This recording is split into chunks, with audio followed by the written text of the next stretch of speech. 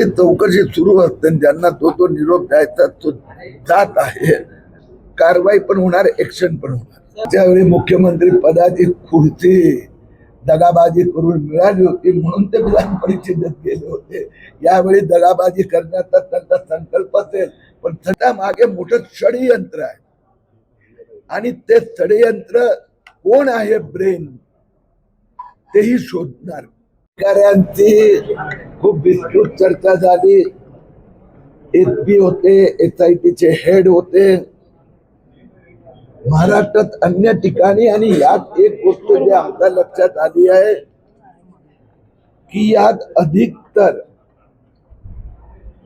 14 ते 22 या वयोगटातल्या मुलींना फसवण्यात आलेलं आहे.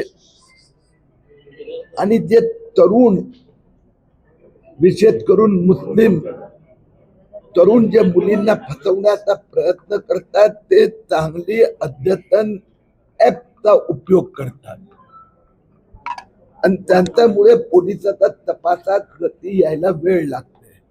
अशा अनेक ऍप आहे की ज्याच्या द्वारा मुलींचा संपर्क करायचा मी त्यांना सुचवलं आहे. जे मेन कंपनी आहेत, सर्व्हिस प्रोव्हायडर, मी मंत्रालयात पण या विषयात आज चर्चा केली आहे. वरिष्ठ अधिकाऱ्यांची, वरिष्ठ पोलीस अधिकाऱ्यांची, सायबर सेलच्या प्रमुखांची, की त्या एरियातून अशा प्रकाराचे ऍप आणि त्याचा उपयोग कसा केला गेला याची माहिती घेतली पाहिजे. कारण या प्रत्येक प्रकरणात, तो अमरावती असो की पुणे असो की मुंबई असो की कोल्हापूर, एखाद दोन व्यक्ती पुढे येतात, पण त्याच्यानंतर त्यांनी जे त्या मुलांनी मोबाईल टेक्नॉलॉजीचा, IT टेक्नॉलॉजीचा उपयोग करून मुलींना धमक्या देणं, ब्लॅकमेल करणं, फसवणं, फोटोशॉप, यात हे पण लक्षात आलंय की अनेक मुलींचा आई वडिलांना फोटोशॉप करून असं फोर्ज व्हिडिओ, फोटो पाठवून पण धमकी आज दिली जात आहे. या सगळ्यांचं महाराष्ट्र पोलीस आणि इथले पोलीस अधिकारी उपयोग करणार.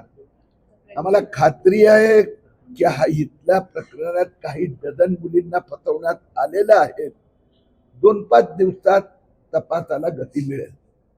कोणकोणती ऍप होती, त्याचे उल्लेख काही झालाय का? ते ऍप वरती बंदी यावी यासाठी तुम्ही आता मागणी करता? मुद्दा असा आहे की त्यांनी बऱ्यापैकी प्रगती केली आहे, पण सायबर सेल आणि हे नवीन ऍप याच्या संबंधी आता ते पुढच्या काळात आणखीन तपास वाढवित आहेत. त्यांना मूळ धागेदोरे मिळालेले आहेत. जसं पहिले एक मिळालं, मग दुसरी FIR आली, पहिले एक व्यक्ती सापडला, आता त्याला एक जोडीदार सापडला. हळूहळू प्रत्येक ठिकाणी, मुंबईत पण तेच झालं, नाशिकमध्ये तेच झालं, महिनाभर लागतंय. पण यात मी जे मूळ मुद्दा आज जे सांगितलं आहे, हे सगळ्यांची मोडस ऑपरेंडी एकच आहे. याचा अर्थ या सगळ्या मुलांना कोणीतरी ट्रेनिंग देतंय किंवा उकसवतंय. तो कोणतरी ज्याला मूळ जिहादी जो आहे ते शोधून काढलं पाहिजे. मी मुख्यमंत्र्यांना पण विनंती केली आहे की सिमिलरिटी अशी डेव्हलप होत नाही. कारण की एक अमरावती कुठे, कोल्हापूर कुठे, नाशिक कुठे, मुंबई कुठे, तर याच्या मागे मोठं षडयंत्र आहे आणि ते षडयंत्र कोण आहे, ब्रेन, तेही शोधणार. मागच्या वेळी तुम्ही जेव्हा काय झालं, काय याच्याबद्दलची माहिती घेतली? सगळी चौकशी सुरू असते, ज्यांना तो निरोप द्यायचा तो जात आहे. कारवाई पण होणार, एक्शन पण होणार.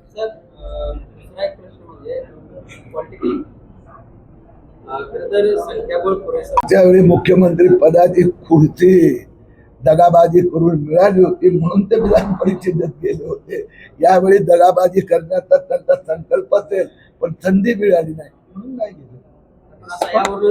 अशाच नवनवीन अपडेट्ससाठी डिजिटल कोल्हापूर चॅनेलला सबस्क्राईब करायला विसरू नका.